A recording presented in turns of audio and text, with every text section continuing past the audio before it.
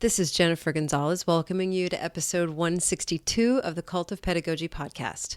In this episode, we're going to talk about a strategy that helps students develop deeper, more nuanced responses to literature called Up, Down, Both, Why.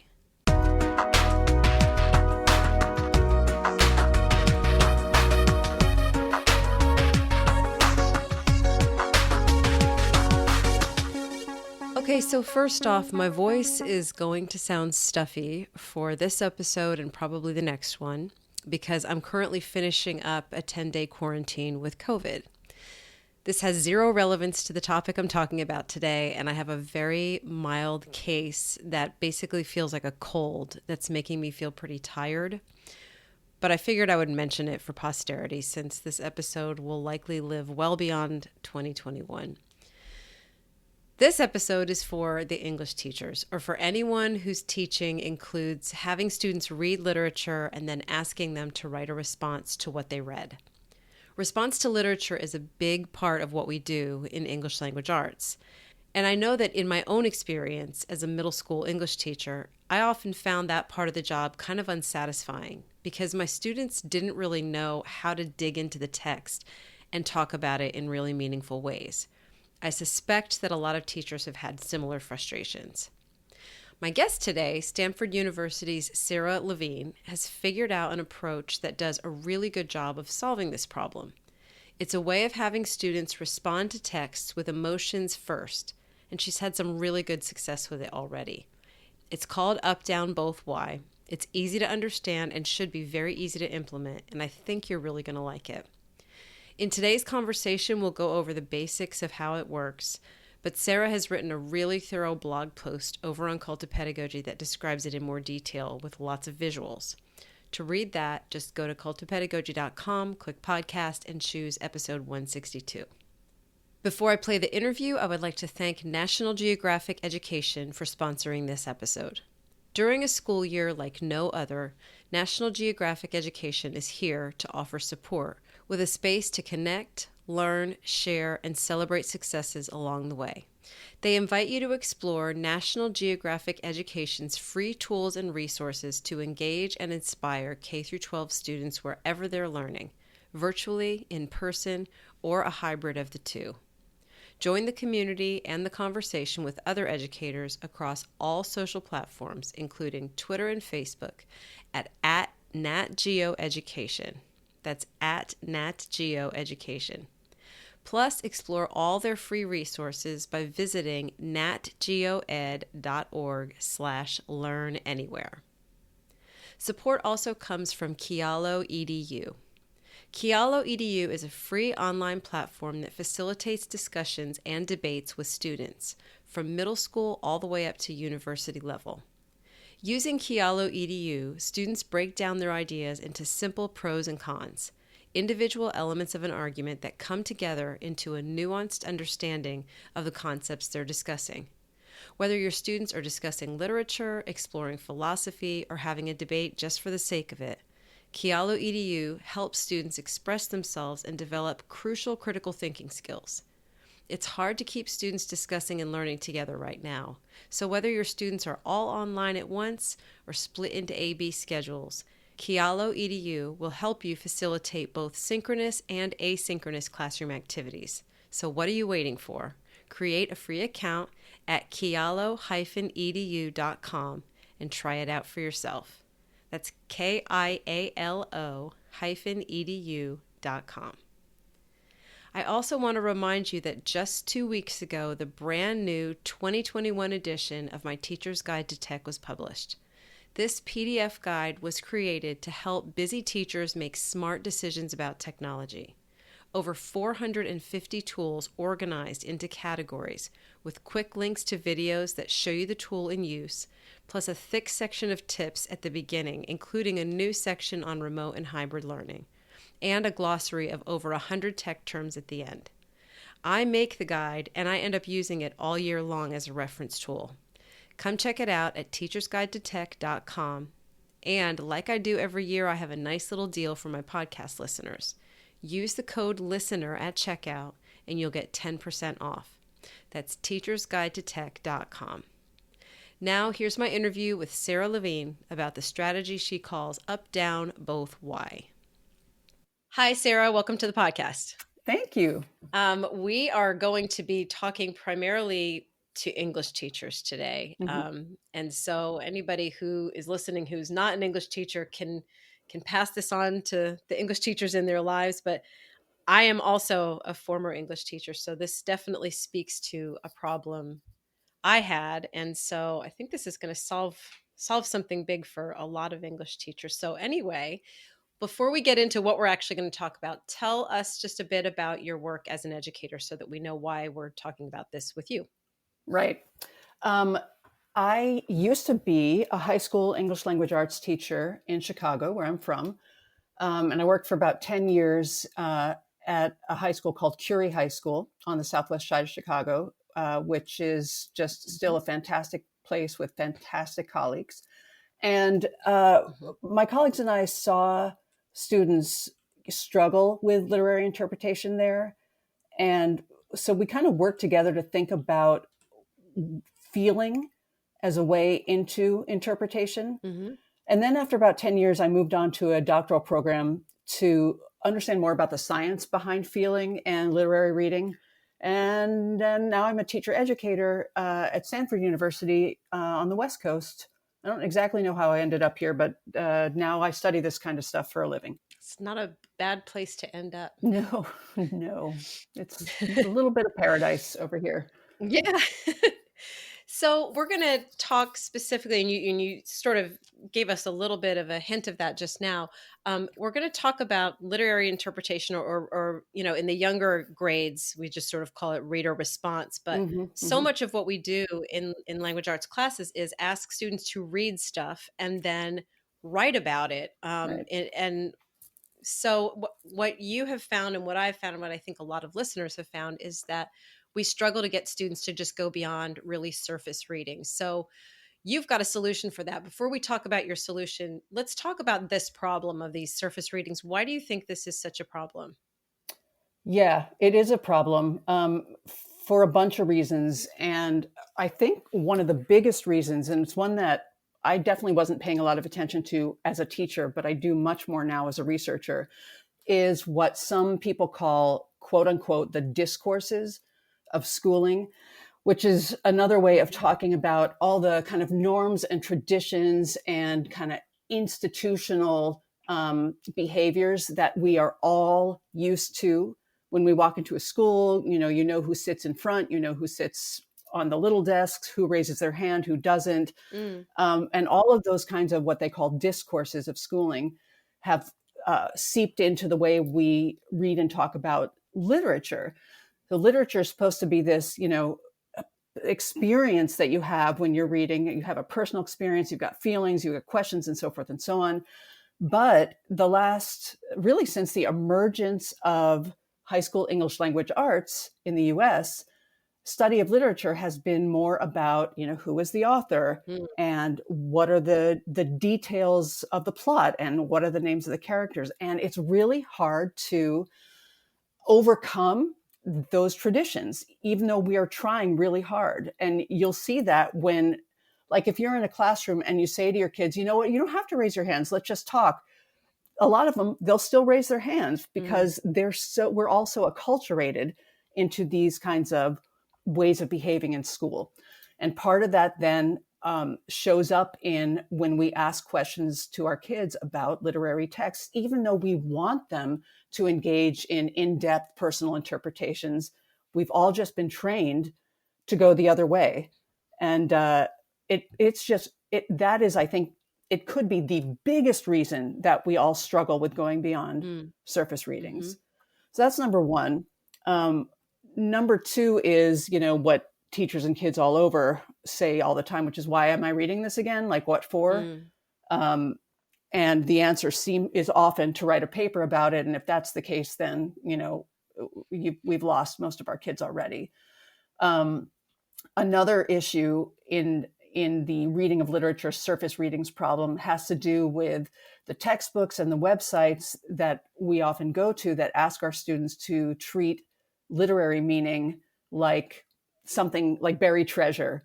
where you quote unquote find the message Mm. or ask what lesson is the author teaching. And when we do that, then we're just kind of reducing, this great poem or this great novel to just like a billboard, Yeah. um, which suggests, well, I don't have to read the novel. I'll just figure out that the message is, love is hard, or family is complicated, and that's that. Yeah. But when we read in the real world, we read for experience, Mm. not, a message or a lesson. And that's part of what we have to transfer to the classroom. And then I think finally, well, it's really not finally, it's like, number 3 on a big long list, is that a lot of the strategies we've learned to teach kids to work with literature help them identify but not interpret. So we've got lots of strategies to identify Mm. literary devices, but not what to do with them after that, Mm-hmm. the so what part. And then I think kind of underlying all that is that school is a place where we teachers have learned sometimes not to consider what kids are doing in their world outside of school. And kids have learned that what they do outside of school isn't valuable in the classroom. So we know that kids outside of school are making interpretations of symbolic meaning and critiquing tone and figuring out, using critical lenses. And the more we can kind of draw on those skills in the classroom, the more kids will begin to believe that school and the everyday world are actually related and there's reasons Yeah. to do what they're Yeah. doing. In the last couple of years too, since the Common Core came out, what I'm seeing too, and it's driving me crazy, is so many activities, texts, and so forth geared toward just naming the main idea and naming the author's Yeah. purpose. And it feels so robotic and like and Yeah. and and Yeah. when I think about what these actual writers are doing as they write these things and how far removed we get from that passion and that activity into Yeah. the hands of these kids who are basically just labeling author's purpose over and over Yeah. again, it's it, I really feel like this is a problem that's been a problem for a long time and it's gotten way worse. And I don't really dislike the Common Core, but people have jumped on those few phrases and just Yeah. done them to death now. Yeah, I think that's right. And the idea of an author's purpose, as though, you're like, okay, today I'm going to write a novel and my purpose in writing the novel will be, which, Yes, exactly. right. So authors are, Right. writers are doing as much exploration, and iteration and crossing things out and starting all over again as we are when we read. But yeah, standardized tests for sure boil that all down because there's Mhm, no room, mhm. to talk about nuance really. And then if you look at the prompts that many of us are used to seeing at the standardized tests at the end of the year, like what is a central idea of this text and what literary devices does the author use to create or to develop that idea. The reader in that kind of question is completely gone. There's no what's your Right. experience of. And that's not to say, oh, this reminds me of my grandma, and now I'm going to write a whole thing about my grandma and forget about the book. But Mm, that is to say that readers are involved in this process. And standardized tests pretty much remove the reader. right. And that's a perfect segue into talking about your this strategy that we're going to talk about today, which is called Up, Down, Both, Why. And this is something that you've come up with, and you've done some research now to see how well it works, and you're finding that it works a lot better to get kids to connect better with the text and respond to it in much more authentic ways. So That's right. tell us about what is Up, Down, Both, Why. This is our name for what is technically called affective evaluation, and it simply And that's with an means A. That's with an like A, affective. Yes. affective evaluation, Yeah. as in your feelings, your responses. But it is effective as well.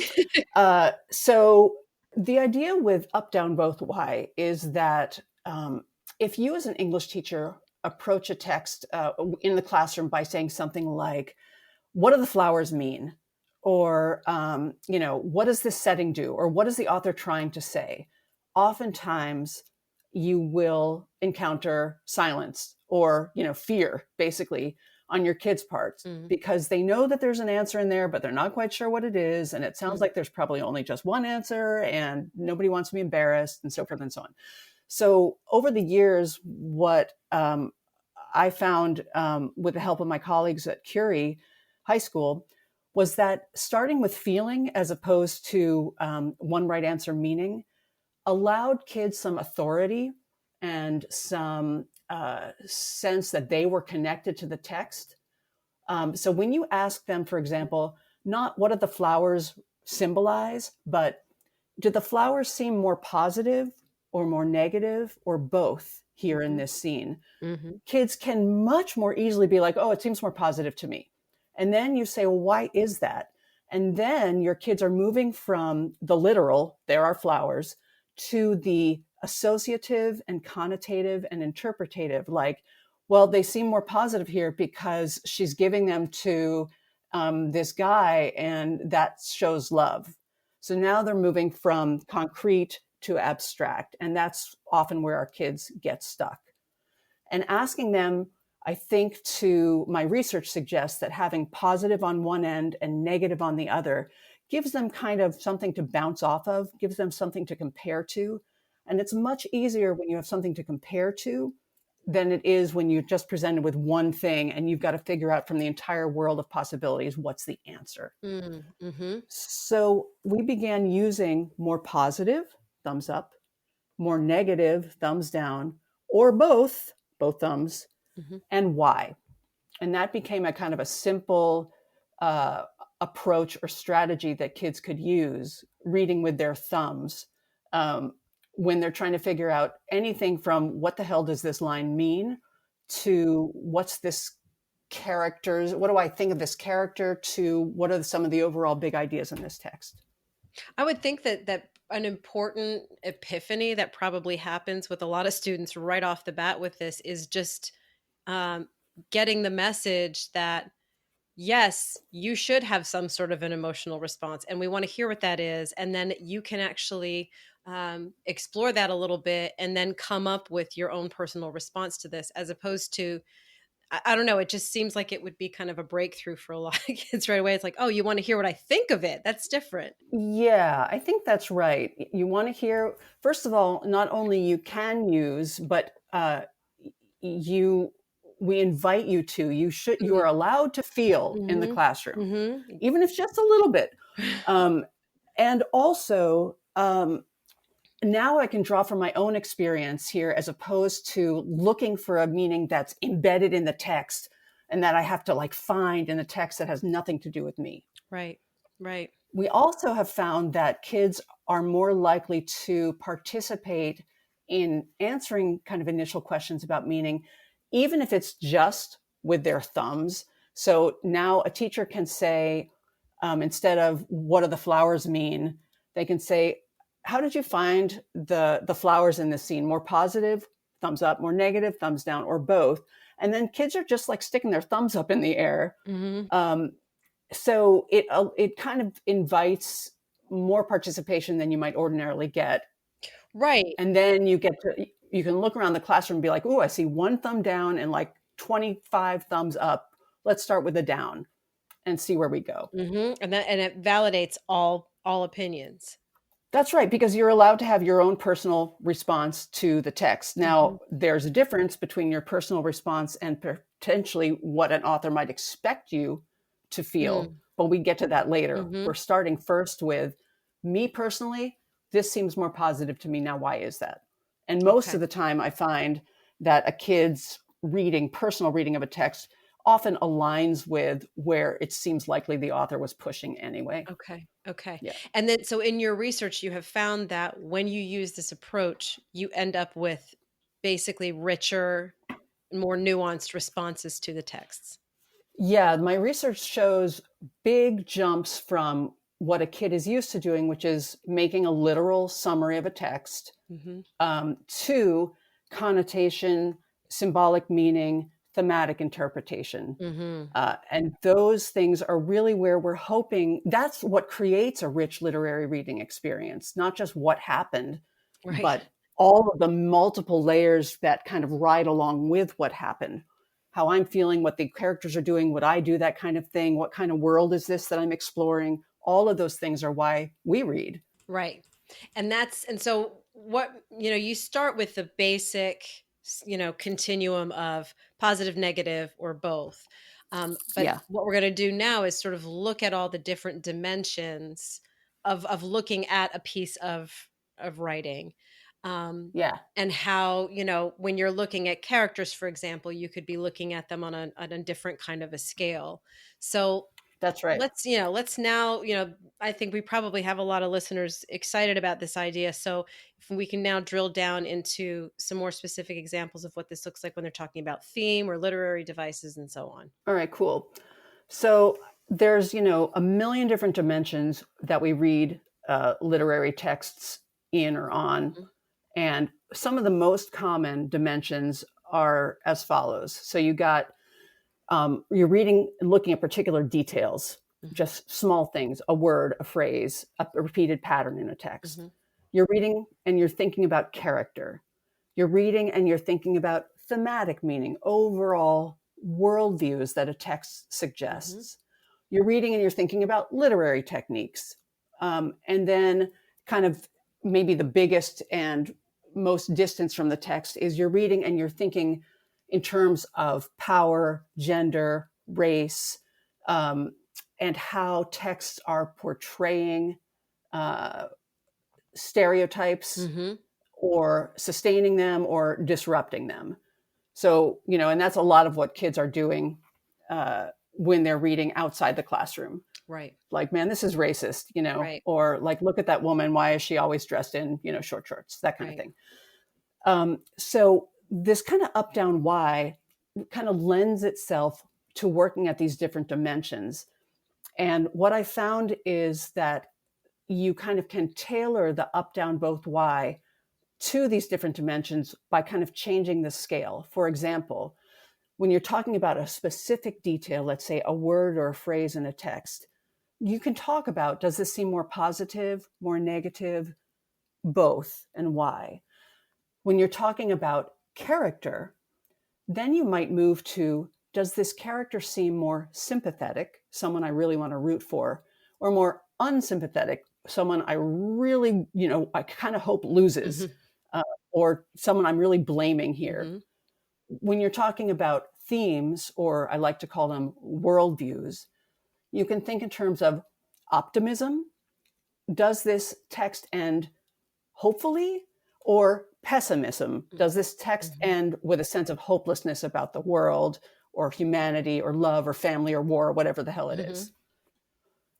When you're talking about literary techniques, the positive negative then becomes more about, does this thing work? Is it effective, or does it not work? Is it ineffective?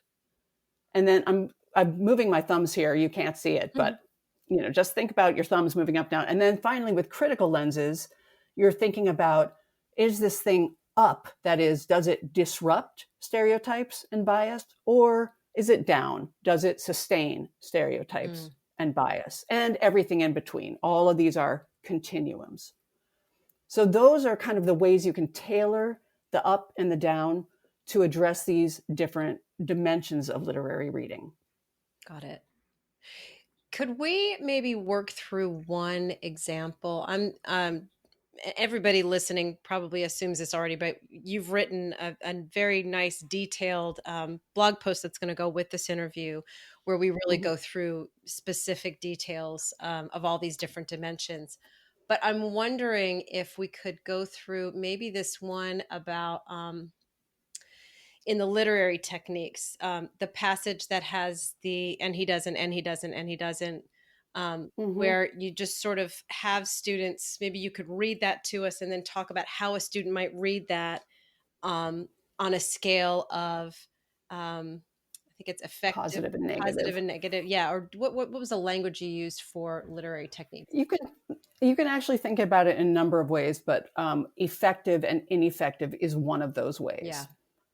Um, yeah, let's talk about literary techniques, because it's a thing that most teachers feel kind of compelled, either because they love them or because the test at the end of the year says they have Mm. to, or something in between.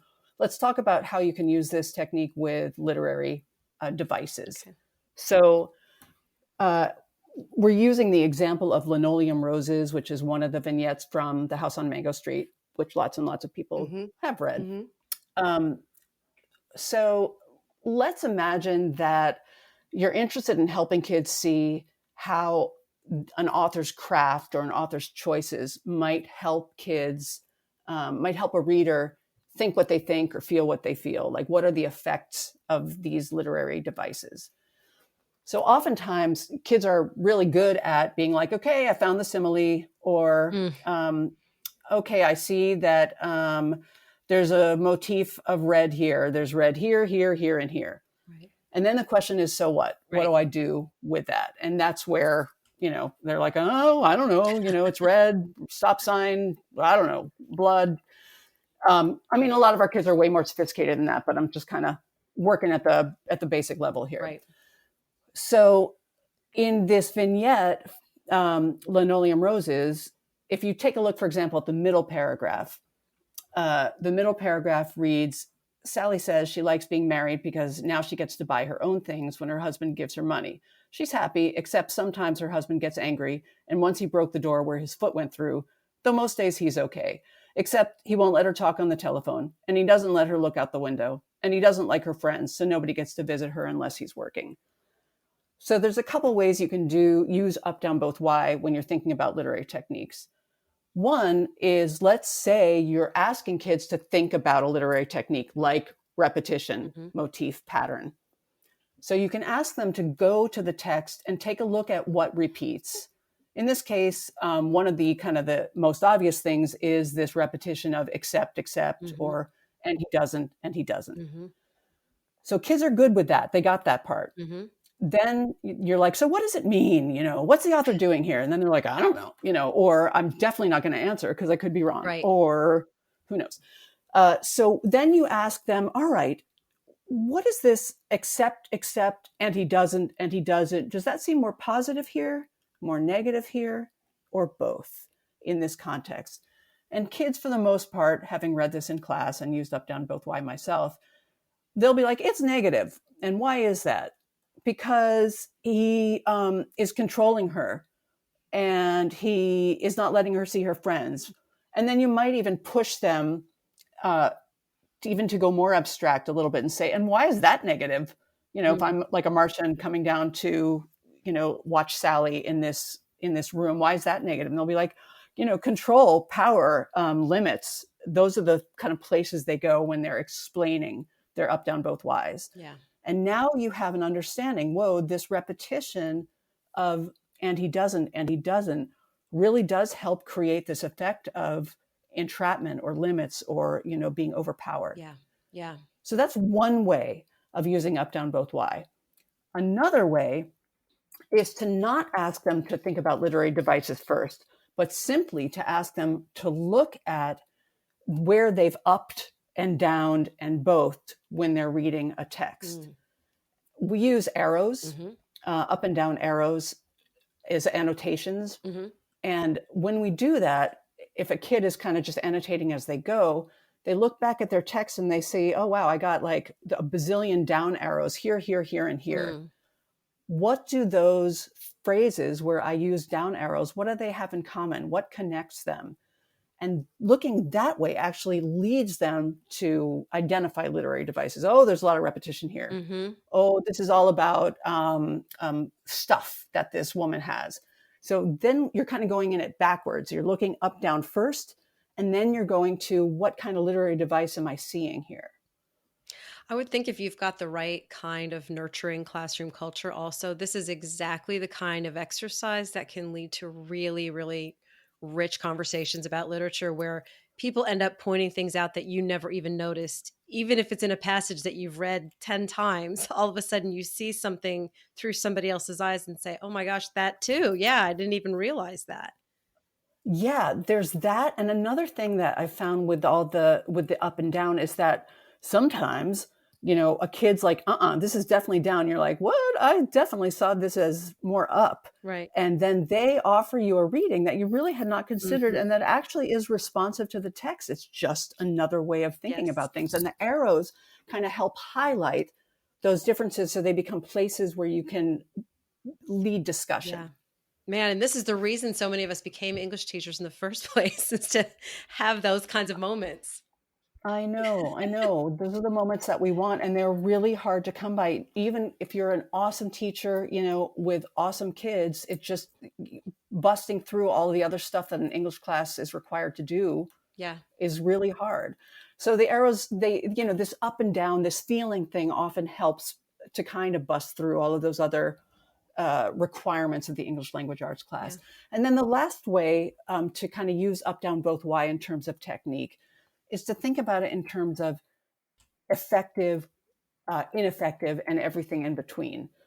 I think this is the hardest one because what this is about is, do I think that Cisneros's repetition here actually does the job that maybe it should do? Mm. Or is this just bad writing? Or is this cliched? Mm. Or is this awesome?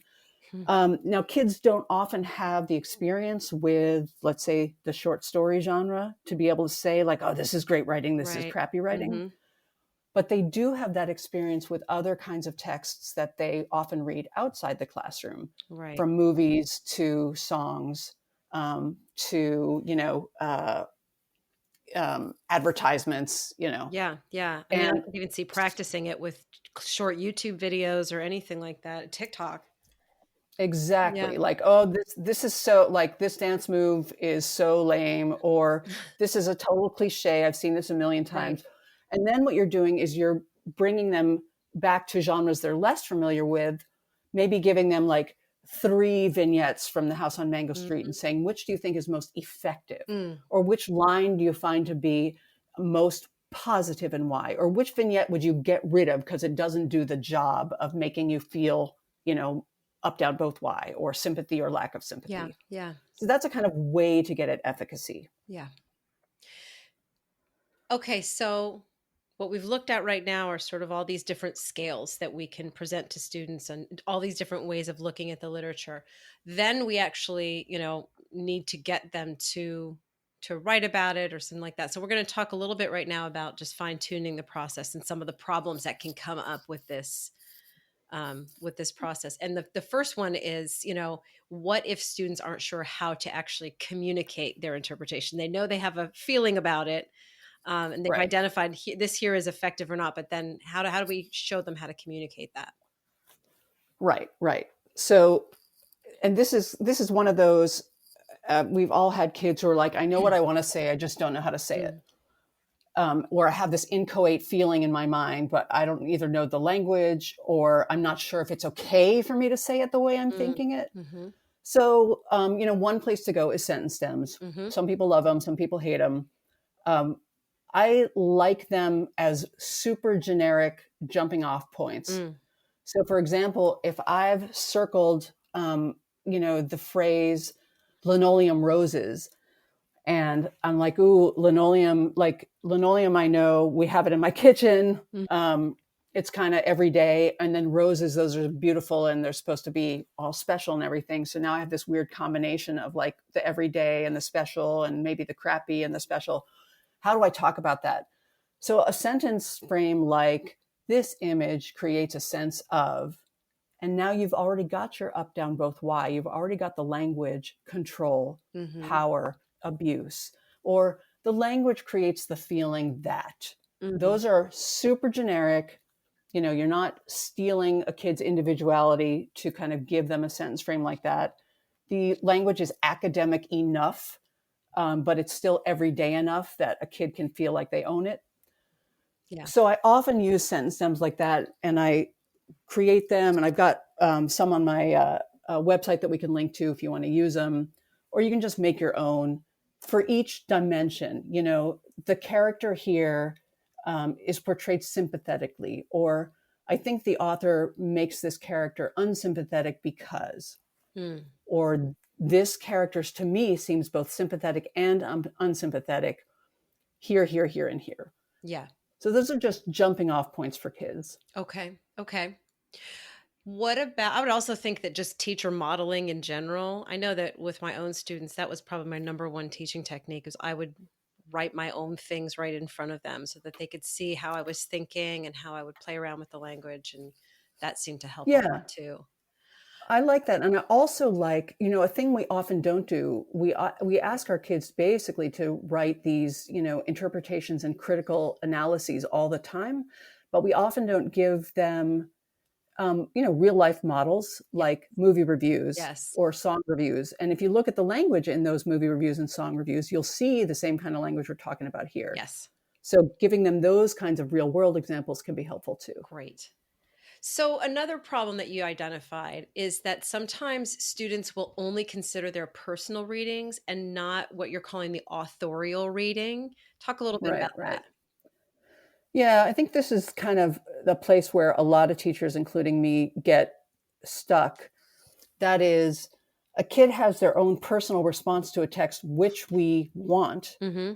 and you're concerned that they're going to, quote unquote, miss something big, or you're concerned that they have actually misinterpreted what's happening in a text. And that can happen for any number of reasons, like they don't actually know what a handkerchief is. So that, suddenly they're like, well, I thought it was a shoe. And Mm-hmm. now I think this is, negative or positive. So there are a million reasons that kids can either just go to the personal, like it says grandma, I love my grandma, therefore this is positive, even though the grandma in this story, just murdered a cat and therefore Right. is, portrayed perhaps negatively. Yeah. So one thing that's important to recognize is that everybody reads with both kind of a personal response Mm-hmm. and what some people call an authorial response. And this phrase authorial reading, I draw from Peter Rabinowitz and Michael Smith, who wrote this, I think, awesome book called Authorizing Readers, Mm-hmm. Resistance and Respect. And they kind of lay out some of the differences between those kinds of readings. And so it's just basically what the author intends, what the message that the author is well, author's purpose, like we were talking about before. Right. Well, see, that's why it's a little, we want to stay away from the author meant Yes. X, Y, or Z, because your kids will say, well, how do we know, what Right. the author meant? But what we can understand is that the author has a particular set of expectations. The author has created a particular world, and we need to understand the authorial world on its own terms. Okay. So, for example, if you are standing in front of your mom and she's yelling at you, your initial response might be laughter because she looks so ridiculous or she's like shaking her finger like, a grandma or whatever. Yeah. But in her world, in the Right. terms of her text, this is not funny. This Right. is, super down and angry. Yes. And you read both. You can listen to the text of your mom at the same time that you're aware of your own responses. Mm-hmm. Mm-hmm. And the first thing that we need to do is help kids recognize that both of those things are happening at the same time, Got it. and to give them examples of both. I think about To Kill a Mockingbird and how when I read about Atticus now in 2020, Mm. I am kind of unsympathetic to that character. He's kind of a white savior. Mm-hmm. He tells Scout, don't use the N word, but not because it's a bad word and it's evil, but because he says it's, quote, common. So those things lead me to not sympathize with him. However, in the world of the author, it's pretty clear that he's being portrayed sympathetically, Mm-hmm. that Mm-hmm. he is supposed to be a hero. And I can point to details in the text that make him look heroic. Right. I just don't buy it. Right. So I can see where the author is pushing. It's just that it's not working for me. Got it. I'm pushing back. Got it. So we have those two kinds of readings, and there are a couple ways that you can help kids kind of distinguish between the two. One is to give examples like the one I just gave and a million more where author, clearly is going one way, but it's not working for you. Mm-hmm. Another way to work with those kinds of responses is to have, when a kid says, it's so up here, look around, ask other kids, I see a lot of down thumbs. So how is it? Let's just figure out why are you on the up and why are you guys all on the down? Mm-hmm. Basically, you're letting your kids do the job for you Mm-hmm. of saying like, I don't see that at all because X, Y, and Z. I think the author is doing X, Y, and Z. Right. That and the kid gets to keep their personal response, but they want to be able to recognize what might likely be the author's push. Yes. Another way of exploring that is for you, the teacher, to respond yourself. A lot of teachers think they're not permitted to kind of get involved in a conversation because maybe they'll influence the kids too much, or maybe their answer is the final answer. But you are allowed to say, whoa, that's so interesting. I did not see it that way. Why? What makes you say? Because for me, you're allowed to get involved in that conversation and do those and push against a kid's reading with your own. Right. Right. Yeah, and I do think a lot of teachers are sort of don't realize basically that they can have their own opinion too and express That's right. that. And Yeah. that they're allowed to share it. Yeah. And actually, kids are really into that because then you're not just the one with all the answers. Then you're like exploring along with your kids. Yeah. Yeah. It's probably important too to deliver that as not the right answer, but this is just how I'm reading it. Exactly. That's exactly right. So you're saying, like, wow, that is not how I saw it. But maybe, wait, explain to me again. That is having a real life, honest to God, authentic discussion about a text's meanings. Mm-hmm. Mm-hmm. So those are some of the ways to kind of help kids recognize the potential differences between a personal up, down, both Y and an authorial world, an authorial up, down, both Y. Right. That's right. not to say what did the author intend, because people get hung up on that language. Yeah. But that is to say, in the world the author has created, or where might the author have expected readers in their time to go? How might the author have expected readers to respond? That, I think, feels pretty good. Yeah. Yeah. One other problem that you bring up, and this is the last one, is just the times where students might want to just be very binary about this. This is positive, this is negative, and they don't really think about nuance. Yeah, that's right. That's kind of one of the dangers of the up, down, both Y, is that it's just really easy just to go straight to the up or straight to the down, because that's the problem with our society today is that we go straight to the up and the down, and we don't hang out in the middle. And most texts really are in the middle.